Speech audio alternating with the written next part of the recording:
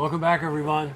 Well, you know, I have to admit, Kristen, some jobs are harder than others, and I think, as Andrew will attest, the last time I said that, it was the dead of winter.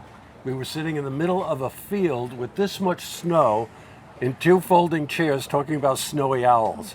It's a little bit different today, 90-something degrees. I bet it's 90-degree humidity, too. However, we are on a vessel called a floating classroom. And I'm sure if you live in the area, you know about the floating classroom. But we're going to tell you all about it. You were telling me something very interesting when we started, that you've been in this position as Director of Education for a better part of 11 years.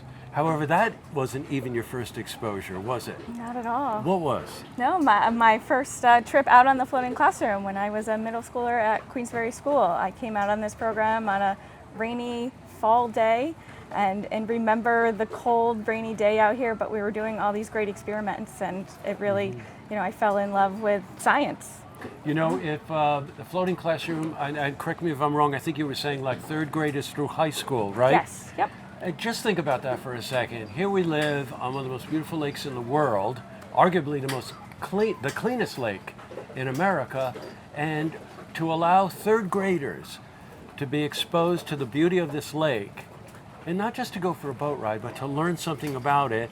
And you're a perfect example of this. It stays in your blood. It does. It right? does. Yeah. Yeah, it's just fun. I mean, the kids love coming out here at such a young age and just really getting wet. They're putting their hands in this water and seeing what's living out here and really enjoying it.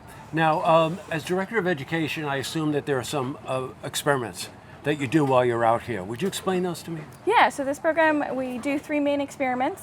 We first start off, of course, talking about the lake and just, doing an overview of Lake George and all our fun facts about the lake.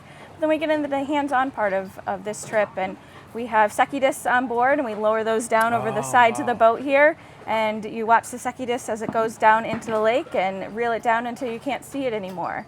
And so we're looking at our water clarity and really getting that sense that Lake George is really this beautiful clear water out here. And so we talk about all sorts of things that can influence and change how clear this water is. Storm water, any kind of fertilizers, all sorts of things that we're putting on the land that could end up in this lake. And you talk about water clarity. You hear a lot about invasive species. Do you get involved in that at all? Yep, we do all sorts of work preventing the spread of invasive species. We started the Lake Steward program prior to the Lake George Park Commission's inspection program. And so we, of course, talk about invasive species out here. That one ties into well with our second experiment that we do out here when we're catching the zooplankton out here in the lake. Oh, wow. And so those are the tiny microscopic life. And we have invasive plankton out here, the spiny water flea. And that's so, right, you do. Yeah, so that influences our food webs and food chain. So that's a great kind of experiment that leads into some of these threats we have out here to our food webs and food chains with Eurasian water milfoil and Asian clam and things like that are other invasive species out here.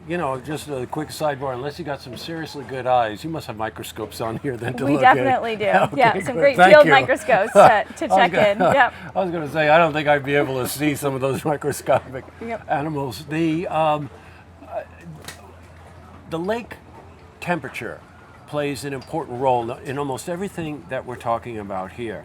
And they were talking about blue algae blooms and things like that. Yep. Things that can pose real danger to the lake. And we have not experienced that, but it is sensitive to temperature, isn't it? Definitely, yeah. That's one of the experiments we like to look at is just temperature out here. It's our third experiment that we do with the kids and talk about,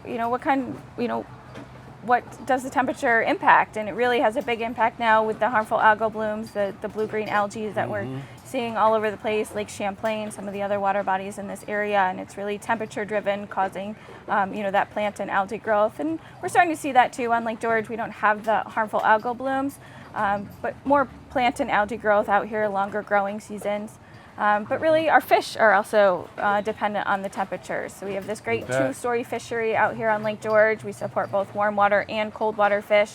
And so those cold water fish, our landlocked Atlantic salmon and lake trout, really need that nice cold water. So they don't want this whole lake warming up. So it's great to kind of see the differences in temperature with depth and really talk to the kids about that, of what changes in temperature mean to the life out Too here. bad you don't care about this, huh? Not at I'm telling you, all. I mean, No, really. I don't love Hey, Lake George. I don't mean to put you on the spot. Do you have any idea how many species of fish there are in the About lake?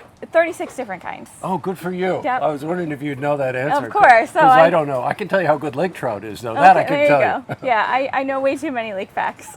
What you really need to do here, if you're a teacher, you're an administrator, you're a parent, you're a grandparent, between now and pretty much Labor Day till school starts, right? Yep. 3rd grade all the way through high school, bring your sibling, child, friend's child, whatever, a student, bring them over here. Let them go out on the floating classroom. I can tell you, we were talking before we started the interview, and I grew up on the water. I was exposed to it before I could almost walk. It's in your blood. And if we can impress our young people enough to understand the jewel and what we really have here, and to help learn about it, help them protect it as they grow older, then we're really assuring this beautiful body of water for generations to come. I mean, what could be a more noble cause than that? Exactly. Yeah, it's great. Yeah, we spend a lot of time and money trying to protect this lake, and we have to start with our next generation and the young kids that are going to be taking it over. And so, yeah. You can go to lgafloatingclassroom.org. Correct. Okay, LGA, because this is part of Lake George Association, lgafloatingclassroom.org. You can donate money there. You probably can donate volunteer time, I would imagine. Yep. And you can also find out how you can include your family in this absolutely wonderful program before they go back to school. Definitely. Got it. All right, Kristen, it's a pleasure. Thank you Yes, so much thank you. for inviting us out here. Oh, yes. Well, thanks for... Can I jump in? Totally. It's one of those days. Yeah, you bet it is. Exactly. To see this interview again, you can head to our website. Look, TV, online, dot, blah, blah, blah, blah, blah, blah.